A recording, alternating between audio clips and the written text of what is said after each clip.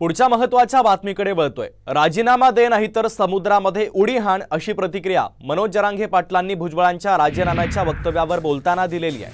16 November रोजीच मंत्रिपदाचा राजीनामा दिल्याचा गौप्यस्फोट भुजबळांनी नगरमधील ओबीसी एल्गार परिषदेमध्ये केला होता।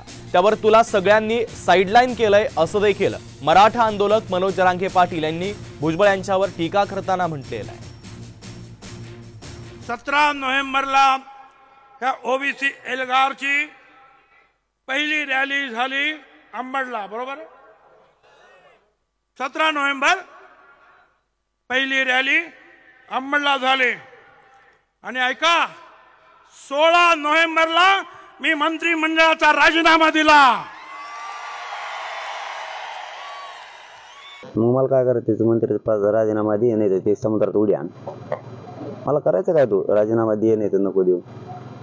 तुझ्यासारखा ओबीसीना मूर्खात काढणारा माणूस त्या पुढच्या तलावर कधीच जन्माला नसेल, म्हणून ओबीसीना तुला ओळखलंय, तुला साईडला केलंय सगळ्यांनी, पण तुला कळा नाही आपल्या पाठीशी कोण आहे ते तुला कळत नाहीये।